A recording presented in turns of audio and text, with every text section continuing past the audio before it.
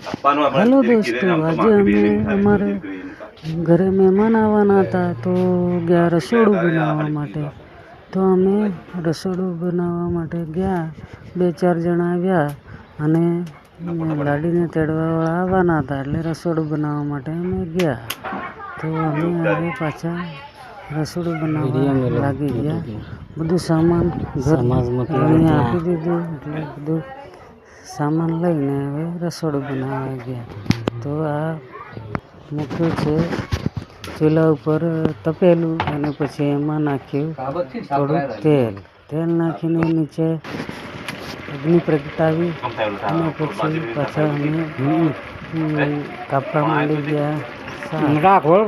શાકમાં બટાકાનું શાક અને વટાણા અને થોડા રીંગણ મિક્સ કરીને પછી શાક કાપી નાખ્યું અને પછી અમે બીજું તપેલું ચડાવ્યું. તપેલામાં તેલ રેડી અને પછી બધો મસાલો મિક્સ કરીને અંદર નાખ્યો અને પછી આ કાકા અંકલ હતા અમારા ફેરવા માંડ્યા. તો અંકલ થોડી વાર ફેરવા માંડ્યા એટલે શાક છે મસાલો છે મસાલો કમ્પ્લીટ પાકો થઈ જાય એના માટે અમારા ફેરવા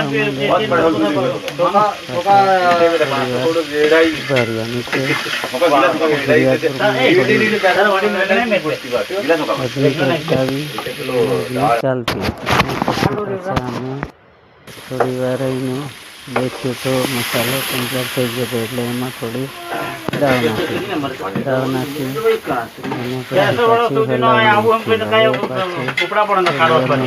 એમાં પાણી મિક્સ કરશું અને 25 બનાવવાનું હતું એટલે એના પ્રમાણે પાણી નાખવાનું છે. તો 2 કુકરમાં દાળ બાકી હતી એ દાળને પાછી અમે અંદર નાખી અને પછી આ કુકરો એક બાજુ મૂકી દઈને અંકલ દેખે છે કે કેવું છે તો હા બરોબર છે, દાળ કમ્પ્લીટ છે એવું કહેવા લાગ્યા. અને થોડી વાર એને પાછી અમે તપતા ચૂલા ઉપર રાખી અને હવે વરાળી નીકળે છે અને કમ્પ્લીટ થઈ ગયું એટલે પાછી અમે શાક માટે તપેલું મૂક્યું.